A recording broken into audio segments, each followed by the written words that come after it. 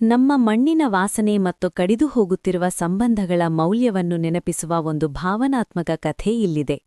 ಶೀರ್ಷಿಕೆ: ಮಣ್ಣಿನ ಋಣ. ಹಸಿರು ಹೊದ್ದ ಗದ್ದೆಗಳು, ಅಡಿಕೆ ತೋಟಗಳ ನಡುವೆ ಇದ್ದ ಆ ಹಳೆಯ ಹೆಂಚಿನ ಮನೆ ಶಾಂತಿನಿಲಯ.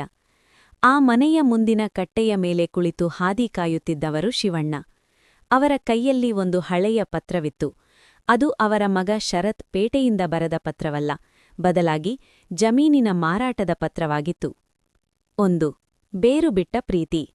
ಶಿವಣ್ಣನಿಗೆ ಆ ಮಣ್ಣೆಂದರೆ ಬರೀ ಆಸ್ತಿಯಲ್ಲ, ಅದು ಅವರ ತಂದೆ ತಾಯಿಯ ಬೆವರು. ಮಣ್ಣು ನಂಬಿದವನು ಎಂದೂ ಕೆಡುವುದಿಲ್ಲ ಎಂಬುದು ಅವರ ಅಚಲ ನಂಬಿಕೆ. ಆದರೆ ಬೆಂಗಳೂರಿನಲ್ಲಿ ಸಾಫ್ಟ್ವೇರ್ ಇಂಜಿನಿಯರ್ ಆಗಿರುವ ಮಗ ಶರತ್ಗೆ ಆ ಹಳೆ ಮನೆ, ಕೆಸರುಗದ್ದೆ ಎಲ್ಲವೂ ಒಂದು ವೇಸ್ಟ್ ಇನ್ವೆಸ್ಟ್ಮೆಂಟ್ ತರಹ ಕಾಣುತ್ತಿತ್ತು.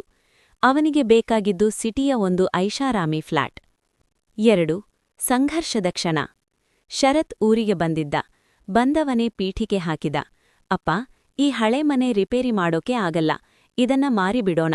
ಬೆಂಗಳೂರಿನಲ್ಲಿ ನಾವಿಬ್ರೂ ಆರಾಮಾಗಿ ಇರಬಹುದು. ಇಲ್ಲಿ ನೀವು ಒಬ್ಬರೇ ಕಷ್ಟಪಡೋದು ನಂಗೆ ಇಷ್ಟ ಇಲ್ಲ. ಶಿವಣ್ಣ ಮೌನವಾಗಿದ್ದರು. ಅವರು ಮಗನಿಗೆ ಅಂಗಳದಲ್ಲಿದ್ದ ದೊಡ್ಡ ಮಾವಿನ ಮರವನ್ನು ತೋರಿಸಿದರು. ಶರತ್, ಈ ಮರನ ನಿನ್ನ ಅಜ್ಜ ನೆಟ್ಟಿದ್ದು. ನೀನು ಚಿಕ್ಕವನಿದ್ದಾಗ ಇದರ ಕೆಳಗೆ ಆಟವಾಡುತ್ತಿದ್ದೆ. ಈ ಮಣ್ಣಿನ ವಾಸನೆ ನಿಂಗೆ ಮರೆತು ಹೋಯ್ತಾ? ಶರತ್ ಕಿರಿಕಿರಿ ಮಾಡಿಕೊಂಡ. ಅಪ್ಪ, ಎಮೋಷನಲ್ ಆಗ್ಬೇಡಿ, ಈಗಿನ ಕಾಲಕ್ಕೆ ಇದು ಸರಿ ಬರಲ್ಲ. 3. ಮಣ್ಣಿನ ಪಾಠ. ಮರುದಿನ ಶಿವಣ್ಣ ಮಗನನ್ನು ಕರೆದುಕೊಂಡು ಗದ್ದೆಯ ಕಡೆಗೆ ಹೋದರು. ಅಲ್ಲಿ ಮಳೆಯಿಂದಾಗಿ ಒಂದು ಸಣ್ಣ ಬದು ಒಡೆದು ಹೋಗಿತ್ತು. ಶಿವಣ್ಣ ಮೊಣಕಾಲಿನವರೆಗೆ ಕೆಸರಿನಲ್ಲಿ ಇಳಿದು ಆ ಮಣ್ಣನ್ನು ಕೈಯಾರಿ ಸರಿಪಡಿಸಲು ಮುಂದಾದರು. ಶರತ್ ದೂರ ನಿಂತು ನೋಡುತ್ತಿದ್ದ. ಶಿವಣ್ಣ ಹೇಳಿದರು, ನೋಡು ಶರತ್, ಈ ಮಣ್ಣು ನಮಗೆ ಅನ್ನ ಕೊಡುತ್ತೆ. ಮನುಷ್ಯ ಎಷ್ಟೇ ಎತ್ತರಕ್ಕೆ ಬೆಳೆದರೂ ಕೊನೆಗೆ ಸೇರೋದು ಇದೇ ಮಣ್ಣಿಗೆ. ಸಂಬಂಧಗಳು ಕೂಡ ಈ ಮಣ್ಣಿನ ತರಹವೇ. ಅವುಗಳನ್ನು ಪ್ರೀತಿಯಿಂದ ಪೋಷಿಸದಿದ್ದರೆ ಬದು ಒಡೆದಂತೆ ಬದುಕು ಚೂರಾಗುತ್ತೆ. ಶಿವಣ್ಣನ ಕೈಯಲ್ಲಿದ್ದ ಗಾಯವೊಂದನ್ನು ಕಂಡ ಶರತ್ ಓಡಿ ಬಂದ. ಅಪ್ಪನ ಕೈ ಹಿಡಿದು ಕೆಸರಿನಲ್ಲೇ ನಿಂತ. ಅಂದು ಮೊದಲ ಬಾರಿಗೆ ಅವನಿಗೆ ಆ ಮಣ್ಣಿನ ತಂಪು ಹಿತವೆನಿಸಿತು. 4. ಬದಲಾದ ನಿರ್ಧಾರ. ಅಂದು ಸಂಜೆ ಮನೆಯ ಅಂಗಳದಲ್ಲಿ ಕುಳಿತಿದ್ದಾಗ ಶರತ್ಗೆ ಬಾಲ್ಯದ ನೆನಪುಗಳು ಮರುಕಳಿಸಿದವು.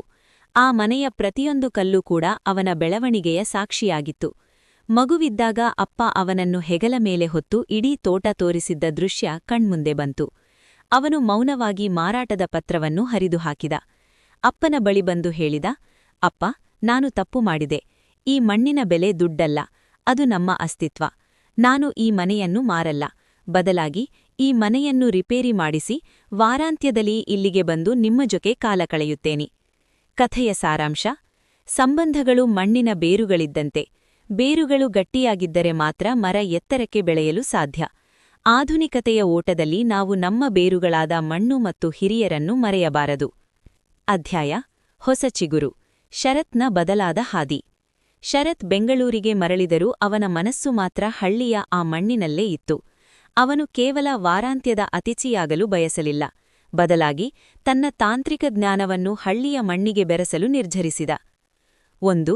ತಂತ್ರಜ್ಞಾನ ಮತ್ತು ಸಂಪ್ರದಾಯದ ಸಂಗಮ. ಶರತ್ ಮೊದಲು ಮಾಡಿದ್ದು ತನ್ನ ತೋಟಕ್ಕೆ ಸ್ಮಾರ್ಟ್ ಇರಿಗೇಷನ್ ಅಳವಡಿಸಿದ್ದು. ಅಪ್ಪ ಶಿವಣ್ಣನಿಗೆ ವಯಸ್ಸಾಗಿದ್ದರಿಂದ ನೀರು ಹರಿಸಲು ಪಡುತ್ತಿದ್ದ ಕಷ್ಟವನ್ನು ನೋಡಿ ಮೊಬೈಲ್ ಮೂಲಕವೇ ತೋಟಕ್ಕೆ ನೀರು ಹರಿಸುವ ವ್ಯವಸ್ಥೆ ಮಾಡಿದ. ಇದು ಶಿವಣ್ಣನಿಗೆ ಅಚ್ಚರಿ ಮೂಡಿಸಿತು. ಮಣ್ಣಿಗೆ ಪ್ರೀತಿ ಬೇಕು ಶರತ್, ಆದರೆ ನಿನ್ನ ಈ ಯಂತ್ರ ಕೆಲಸವನ್ನ ಸುಲಭ ಮಾಡಿದೆ ಎಂದು ಅಪ್ಪ ಮೆಚ್ಚುಗೆ ಸೂಚಿಸಿದರು. 2. ಸಾವಯವ ಕ್ರಾಂತಿ.